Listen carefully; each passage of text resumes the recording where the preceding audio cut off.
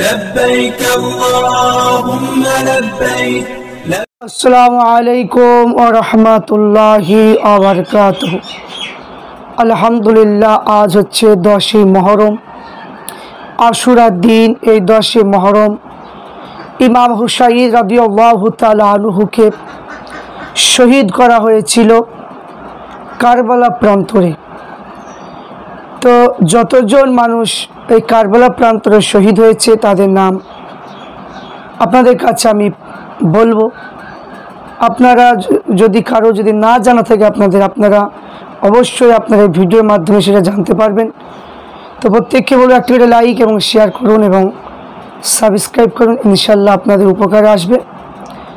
তো কারবালা প্রান্তরে ইমাম হুসাইন রাদিয়াল্লাহু তাআলা আনহু শহীদ হবে, এই সম্পর্কে আল্লাহ রসুল সাল্লাল্লাহু আলাইহি ওয়াসাল্লাম তিনি বলেছেন যে ইমাম হুসাইন রাদিয়াল্লাহু তাআলা আনহু কারবালা প্রান্তরে তিনি শহীদ হবে। এই ইতিহাস সত্য, এই আল্লাহ রসুলের জবানের কথা, হাদিস সত্য, এটা কখনো মিথ্যা হতে পারে না।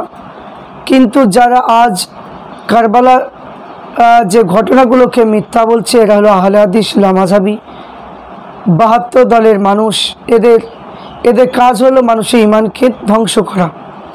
তো আমরা এদের কথা কোনো কথায় কান না দিয়ে আমরা ইমাম হাসান হুসাইনের মানওয়ালা ব্যক্তি, আমরা আহলে সুন্নাত ওয়াল জামাতের মানুষ, আমাদের প্রত্যেকের উচিত হবে এই শহীদি কারবালা সম্পর্কে 10ই মুহররমে মিলাদ মাহফিল করা, মানে কিছু কালিমা খতম, মানে কুল খতম করা এবং দুটো রোজা রাখা।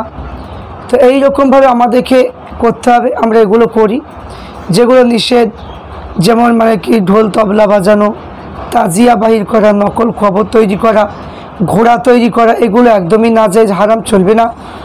তো আসুন, যিনারা শহীদ হয়ে গিয়েছে সেই শহীদি ব্যক্তিদের নাম আমি আপনাদের কাছে অবগত করাবো, প্রত্যেকে আপনারা শুনবেন। নবীর বংশে যে সমস্ত আহলে বায়াতরা শহীদ হয়েছেন তাদের নামগুলো আগে বলছি। আবদুল্লাহ ইবনে আকিল, আব্দুর রহমান ইবনে আকিল, জাফর ইবনে আকিল, এই তিনজন হচ্ছে হযরতে আকিল রাদিয়াল্লাহু তাআলা আনহুর সন্তান। এবং মানে কি শহীদ হয়েছে মোহাম্মদ ইবনে আলী, উসমান ইবনে আলী, আবদুল্লাহ ইবনে আলী, জাফর ইবনে আলী, আব্বাস ইবনে আলী। তো এই কজন হলো হযরতে আলী রাদিয়াল্লাহু তাআলা আনহুর সন্তান।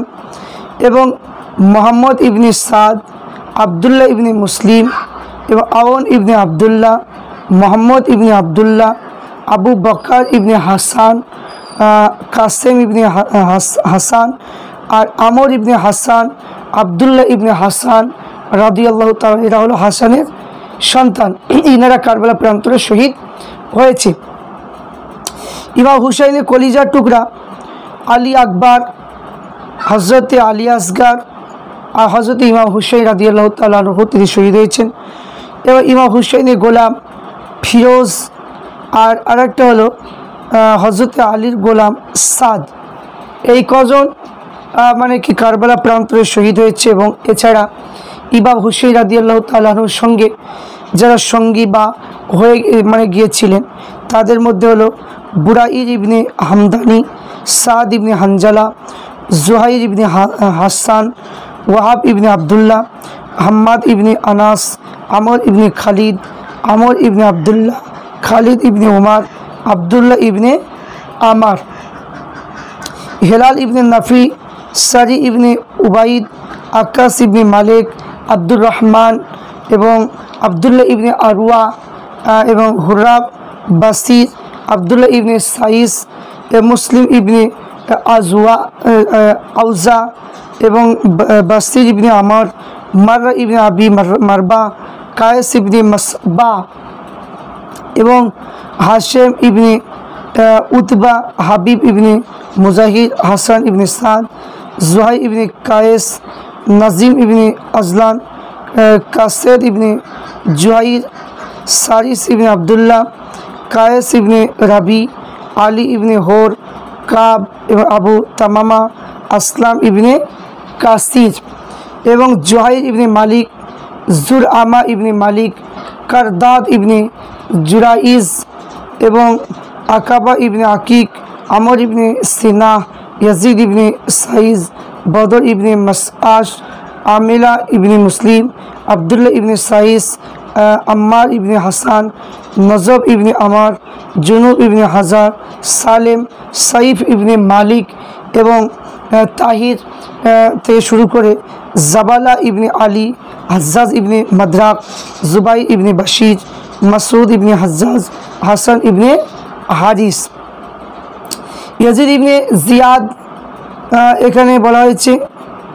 তারপরে আবু জুহাইর ইবনে সালিম বিন আবদুল্লাহ, হানজালা ইবনে আসাদ, মালিক ইবনে সারির, মাসআব, আবদুল্লাহ ইবনে আবদুল্লাহ, আবদুল্লাহ ইবনে আনসারি, আম্মার ইবনে আবি সালমা, আয়েশ ইবনে হাবিব, সাদ ইবনে আবদুল্লাহ, সুজাব, সয়িব ইবনে হারিস, মোহাম্মদ ইবনে আনাস, কাসেম ইবনে হাবিব, আমর ইবনে জুন্দুব, তারপর হচ্ছে আরওয়া, মাগদাদ আনসারি, মাজমা ইবনে আবদুল্লাহ এবং সালমান।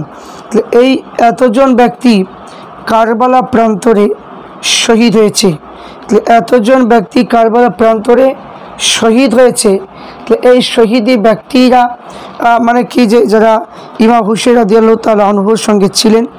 ইমাম হুসাইন কারবালা প্রান্তরে যুদ্ধের জন্য যায়নি।